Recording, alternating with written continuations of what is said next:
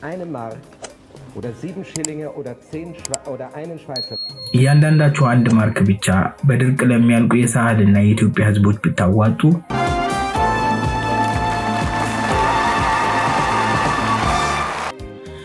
ምስጋና ለካርልነትህ በነፍስህ ጠርተህ ላለኸው የአባቱን ግዝት ከማፍረስ ብዕሬን ለገላገልከው የበጎነት መናኝ ዝነኛው ባህታዊ በሰው ልጅ የታሪክ ማህደር ውስጥ ታላላቅ ጀግኖች የሚለኩት ባፈሰሱት የጠላት ደም ሳይሆን ባበሱት የንጹሃን እንባ ነው። በ1981 እንደ አውሮፓውያን አቆጣጠር በአውሮፓ የቴሌቪዥን መስኮቶች ላይ አንድ ያልተለመደና የታሪክን አቅጣጫ ለዘላለም የቀየረ ክስተት ተፈጠረ። በጀርመን ሀገር እጅግ ታዋቂ በነበረው ቬተን ዳስ በተሰኘው የቀጥታ ስርጭት የመዝናኛ ፕሮግራም ላይ በወቅቱ የአውሮፓ ሲኒማ ንጉስና የሴቶች የልብ ትርታ የነበረው ታዋቂው ተዋናይ ካርል ሄንዝበም በእንግድነት ተጋብዞ ነበር። በሚሊዮኖች የሚቆጠሩ ተመልካቾች ዘና ለማለት ቴሌቪዥናቸውን በከፈቱበት በዚያች ምሽት ካርል ሄንዝ ከፊቱ ያለውን ካሜራ ትኩር ብሎ በመመልከት አንድ ያልተጠበቀ ልብን የሚሰነጥቅ ውርርድ አቀረበ።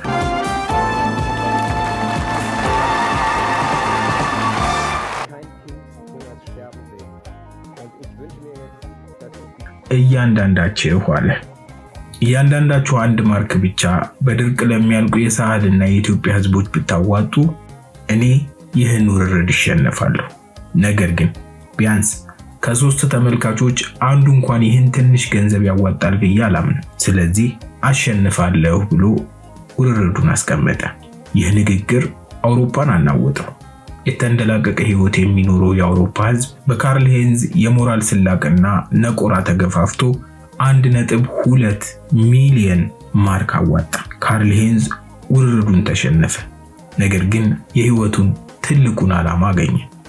የተዋጣውን ገንዘብ ይዞ የሲኒማውን ዓለም ዝናና የብርሃን ድምቀት ትቶ በሞት ጥላ ስር ወደ ነበረችው ኢትዮጵያ ጉዞ ጀመረ።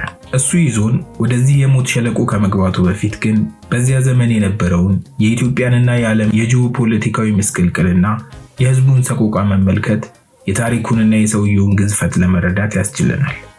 ነገሩ እንዲህ ነው። በ1980ዎቹ መጀመሪያ ዓለም በቀዝቃዛው ጦርነት ውጥረት ውስጥ ነበረች። ኢትዮጵያም በበኩሏ በሶቪየት ህብረት በሚደገፈውና በደርግ ወታደራዊ አገዛዝ ስር ወድቃ በእርስ በርስ ጦርነትና በፖለቲካዊ ሽብር እየታመሰች ነበር። በሰሜን የሀገሪቱ ክፍል የነበሩት የትጥቅ ትግሎች የመንግስትን ጉልበት ሲያሟጥጡ፣ ተፈጥሮ ደግሞ የራሷን ጨካኝ ጦርነት በህዝቡ ላይ ከፈተች። ዝናብ በመጥፋቱ ምክንያት አስከፊ ድርቅ ተከሰተ። ምድሪቱን ወደ አመድነት ቀየራት። የኮሚኒስቱ መንግስት የሀገሪቱን ሀብት ለጦር መሳሪያ ግዢ ሲያውል፣ የምዕራባውያን መንግስታት ደግሞ ለኮሚኒስት ሀገር እርዳታ አንሰጥም በማለት ፖለቲካን ከሰው ህይወት አስበልጠው የእርዳታን በር ዘጉት። በዚህ የፖለቲካ ሸፍጥ መሃል አሰቃቂ የረሃብ ማዕበል በሚሊዮን የሚቆጠሩትን አጥለቀለቀ። እናቶች የደረቀ ጡታቸውን እያለቀሱ ለሚጮሁ ህፃናት ያቀብሉ ነበር። አባቶች ቤተሰባቸውን መመገብ አቅቷቸው በቁም ሲሞቱ ያዩ ነበር። መንገዶች ሁሉ በአጥንትና በሬሳ ተሞልተው አየሩ በሞት ጠረን ታፍኖ ነበር። የሰው ልጅ ክብር በረሃብ አለንጋ ሲገረፍ ዓለም ጆሮዋን ዘግታ ነበር። በዚህ የሞት አውሎ ንፋስ ውስጥ ነው እንግዲህ ካርል ሄንዝበም የፖለቲካን ድንበሮች ጥሶ የሰውነትን ድልድይ ለመገንባት የገባው። የዚህን ሰው ውሳኔ እጅግ አስገራሚ የሚያደርገው ትቶት የመጣው ህይወትና የገባበት እቶን እሳት ያላቸው የሰማይና የምድር ርቀት። ካርል ሄንዝ የተወለደው በጀርመን ሲሆን አባቱ እጅግ ታዋቂ የኦርኬስትራ መሪ፣ እናቱ ደግሞ ዘፋኝ ነበሩ። ያደገው በኪነ ጥበብ በሀብትና በምቾት ውስጥ ነበር። እንደ አውሮፓውያን አቆጣጠር በ1955 በተሰራው ሲሲ በተሰኘው ፊልም የኦስትሪያውን ንጉስ ሆኖ ሲጫወት የአውሮፓ ልጃገረዶች ስሙን እየጠሩ ያለቅሱለት ጀመር። ቀይ ምንጣፍ ላይ የሚራመድ በሻምፓኝና በካቪያር የተከበበ በቅንጦት መኪናዎች የሚንሸራሸር ኮከብ ሆነ። ሆኖም ይህንን ሁሉ ዝናና ምቾት በባቢሌና በኤረር ሸለቆ ከሚገኘው አቧራማ ሞቃታማና በበሽታ በተሞላው የረሃብ ካምፕ ለወጠው። የተዋበውን የቲያትር መድረክ ትቶ በዝንብ በተወረረና ሞት በሚሸት ድንኳን ውስጥ መኖርን መረጠ። ይህ ንጽጽር የካርል ሄንዝን ጥልቅ ስሜትና የነፍስ ጥሪ ቁልጭ አድርጎ ያሳያል። ዝናና ጭብጨባ የነፍስን ረሃብ አያስታግስም በማለት እውነተኛውን ደስታ ያገኘው የሞቱትን በማዳን ውስጥ መሆኑን በተግባር አሳየ። ካርል ሄይንዝ ወደ ኢትዮጵያ ገብቶ በምስራቋ የሀገሪቱ ክፍል የጠበቀው እውነታ ፊልም ላይ ከሚያውቀው አሳዛኝ ትዕይንት በላይ እጅግ ዘግናኝ ነበር። በእጆቹ ላይ ሕፃናት በረሃብ ሲያሸልሙ የያዘው ገንዘብና ምግብ ጊዜያዊ ማስታገሻ እንጂ ዘላቂ መፍትሄ እንዳልሆነ ተረዳ። ሰዎቹ የሚፈልጉት ምጽዋት ሳይሆን ራሳቸውን የሚችሉበት አቅም ነው የሚል ጽኑ እምነት ስላደረበት ሜንሽን ፊዮሪ ሜንሽን ወይም ሰዎች ለሰዎች የተባለውን ታላቅ የልማት ድርጅት አቋቋመ። የዚህ ድርጅትና የካርል ሄይንዝ ራዕይ ከህልም ወደ መሬት ሊወርድ የቻለው ደግሞ ከእርሱ ጎን በቆመችውና የህይወቱ አጋር በሆነችው ኢትዮጵያዊቷ ጀግና አልማዝ ቦምና በቡድኑ አባላት ተጋድሎ ነበር። አልማዝ ቦም በግብርና ሙያ የሰለጠነች፣ ስለ ሀገሩ አፈር፣ ባህልና ህዝብ ጥልቅ ዕውቀት የነበራት ብልህ ሴት ነበረች። ካርል ሄይንዝ የአውሮፓን የገንዘብ በር ሲያንኳኳ አልማዝ የካርል ሄይንዝ ዓይንና ጆሮ በመሆን ያንን ራዕይ ወደ ገበሬው ቋንቋና የህይወት ዘይቤ ተረጎመችው። አብረዋቸው የተሰለፉት የቡድን አባላትም ከአውሮፓ ምቾት ቀጠናቸው ወጥተው በበረሃው ሙቀት፣ በውባ ተነኝና በመሰረተ ልማት እጦት ውስጥ የገቡ ሐኪሞችና መሐንዲሶች ነበሩ። የካርል ሄይንዝ የትግል ስልት ከህዝቡ ጋር አብሮ መብላት፣ የህዝቡን ልብስ መልበስና የህዝቡን ስቃይ መጋራት በመሆኑ ህዝቡ እንደ ባዕድ ሳይሆን እንደ የራሱ ልጅ ተቀበለው። ምንም እንኳን የፍቅርና የልማት ሥራ ቢሆንም የጉዞ አልጋ ባልጋ አልነበረም።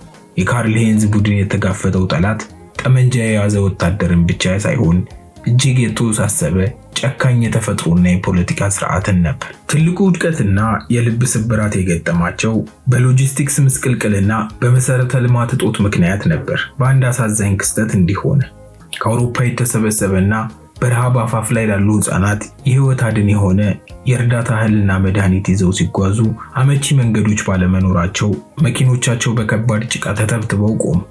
እህሉ መድረስ ባለበት ሰዓት ሳይደርስ ቀር። ካርል ሄይንዝ አይኑ እያየና ምንም ማድረግ እያቃተው በርካታ ህፃናት ህይወታቸው አለፈ። ይህ ክስተት የካርል ሄይንዝን ነፍስ ክፉኛ ሰበር። በዛ ሌሊት የሐዘን እንባውን እየረጨ የውድቀት ጊዜውን አሳለፈ። ከዚህም በላይ የደርግ ባለስልጣናት ይህ ነጭ ሰው ሌላ የፖለቲካ ዓላማ ወይም የስለላ ተልዕኮ ይኖረዋል፣ CIA ነው በሚል ጥርጣሬ የሥራ ፈቃድ በመከልከልና ስራዎቹን በማዘግየት ከፍተኛ የስነ ልቦና ጦርነት አውጀውበት ነበር። በሱም በቡድኑም ላይ የተፈጥሮ ቁጣና የሰው ክፋት ግን ይህንን ቆራጥ ቡድን ከመንገዱ ሊያስቆመው አልቻለም።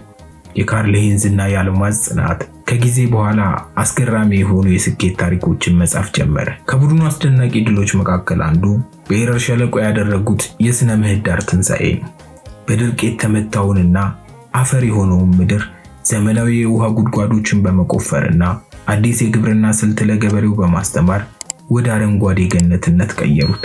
የመጀመሪያው አረንጓዴ ምርት ሲሰበሰብ ገበሬው በደስታ ሲዘምር፣ ካርል ሄይንዝም አብሮ እያለቀሰ ያጨበጭብ ነበር። ሌላው ትልቁ ድላቸው ድንቁርናን ለመዋጋት የከፈቱት ዘመቻ ነበር። ካርል ሄይንዝ ትምህርት ከምግብ ይበልጣል በሚል መርህ በመላው ኢትዮጵያ ከ400 በላይ ትምህርት ቤቶችን ገነባ።